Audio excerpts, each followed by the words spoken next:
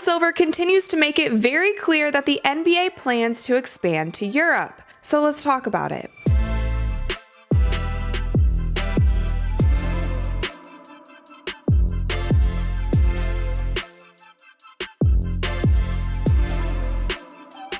What's up, you guys? I'm Rachel DeMita, and welcome to the Courtside Club. Just last week, the NBA played 2 games over in Paris for their NBA Europe showcase. They brought over the Indiana Pacers and the San Antonio Spurs. Of course, they chose the Spurs because Victor Wembanyama plays for them, and he is French, and it was kind of like a homecoming for him. And I know a lot of fans in Europe were really excited to see him play once again in person. So these games were played in Paris, and I've actually been to the arena that they were played at. Dre played in his All-Star game in that arena. Dre is currently playing in France. He's playing for Asvel, which is a Euroleague team. This Euroleague team is actually owned by Tony Parker as well. He is one of the owners and the president of this team. We will get to that later on in the video. Now, while in Paris, Adam Silver did do some press where he continued to talk about the NBA's goals to expand to Europe in some way, most specifically to possibly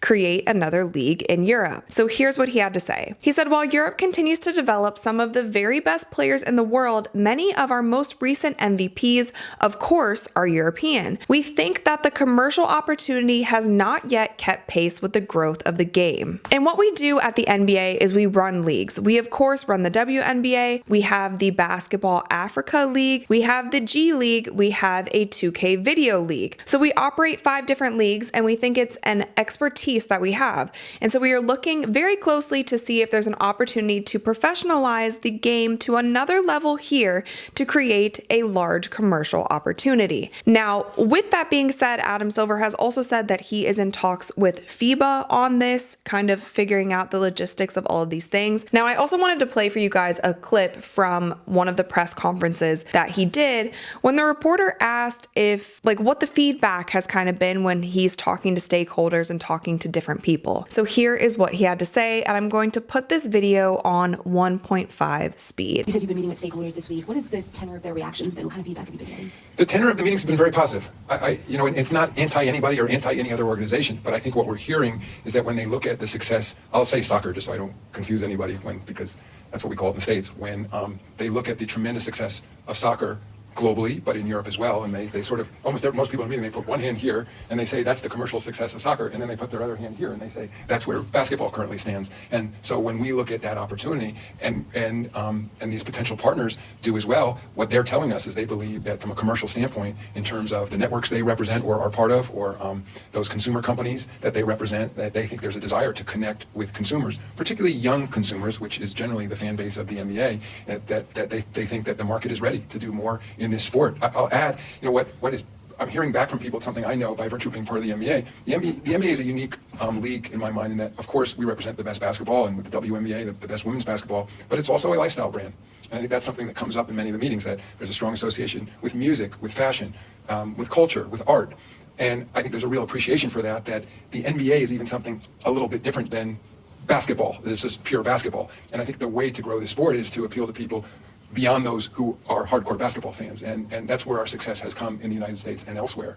It's about the NBA brand. And I think that the notion we've heard back is that if you can bring those elements of the NBA brand and bring those to Europe as part of some structured league potentially, we think there's a real opportunity. A couple things stood out to me in this clip. Firstly, when he says it's not a versus thing, I know what he's alluding to here, because a lot of the red flags that have been raised about when people are talking about the NBA going to Europe is how is this going to affect Euroleague? Because that has been the league, and it still is only around 25 years old, but that has been the established league in Europe, and a lot of fans just feel a certain passion toward Euroleague. And myself, even having gone to plenty of Euroleague games now, I've been to a few games in Lyon, France, is where Dre plays for Asvel. I've been there.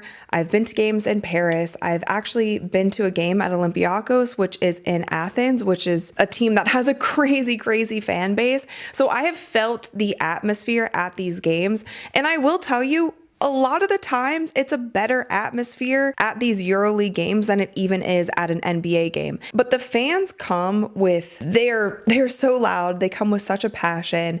They bring drums, they have flags, everybody is dressed in the team gear, they have chants, they do all of these things. And that is something in the NBA. I feel like some of the NBA games and arenas that I've been to, it feels more so like people are just going there to show off and they don't really have a passion about their team. It's more like a thing to do. Like when I've gone to Lakers games, I feel like have some of the worst fans in the NBA. They're just not that passionate about their team. It's just a bunch of people dressing up and trying to be seen. I feel like Miami is the same way. Their fans come during the beginning of the second quarter. Like Miami fans are always late to games. I do not understand it. They come so late and I feel like their heart just isn't in it until maybe the end of the season. OKC is a different story.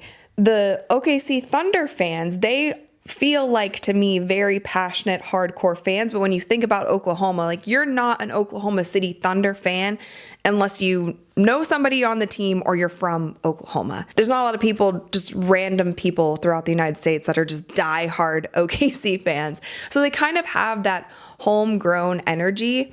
I've been to Knicks games. Knicks fans are great. They are ride or die, but they will also boo their own team. But there is something different about these EuroLeague environments. It's different. It is that next level. And if I have plenty of footage. I can insert some footage here so you guys can see what I'm talking about. But there is just a very strong fandom behind a lot of these EuroLeague teams. Now, the second thing that he mentioned here is the NBA being a lifestyle brand in itself. And the NBA just has so much access to the big brands and markets that they work with. And unfortunately, it still is just so much bigger than what any other place has in the world, what any other league has in the entire world. The NBA just has access to money, to brands, to television networks where they can broadcast certain things. So putting those two things together, there has also been reports that some EuroLeague teams, so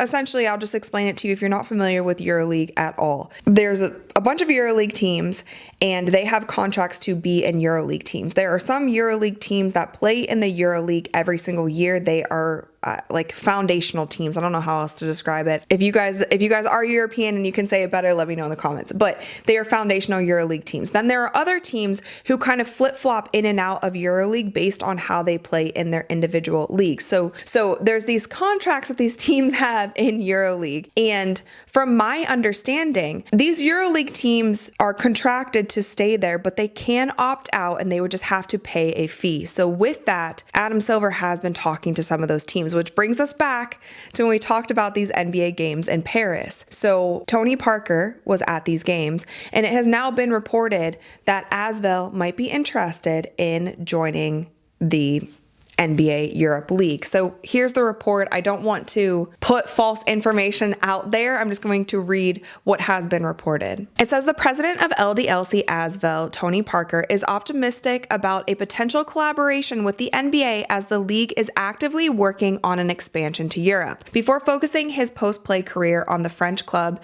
in the Turkish Airlines EuroLeague, he became a four-time NBA champion with the San Antonio Spurs. He talked about potentially reconnecting with the league based in North America in a recent interview with RMC Sport. He said, when you see what the NBA is doing, they are very strong, whether it is marketing or the new TV rights contract that will start next year. We need to be associated with that. I want there to be NBA Europe and for us to be a part of it, which that in itself, I feel like is a really strong statement to say that we want to be a part of NBA Europe. Now, from my understanding and from my research, this is the only president or owner or any part of any of these EuroLeague teams who has come out and said something like that they would be open to merging or being a part of NBA Europe. And what Adam Silver was also alluding to in the clip that I played, he's trying to make it seem like there wouldn't be any competition between a so-called NBA Europe League and possibly EuroLeague, but that would just happen. The question that we have to answer here, and maybe if you guys have thoughts on it as well, please let me know in the comments below. What does this look like for global basketball? because obviously we know the state of the NBA right now. And in America, in the States, the NBA isn't at its highest point. The ratings aren't that great this season, although the players, we still have the best players in the world playing in the NBA. The talent is there, but there has been a little bit of a disconnect this season, and I feel like they're slowly getting back in the groove, trying to figure those things out. We have talked about ratings on this channel, but American basketball is in a weird spot. However, there is still such an appetite for basketball globally, especially in Europe, especially in Asia, and also in the UAE, the Middle Eastern countries. So what does this mean for global basketball? I don't think I even have the answer to this one.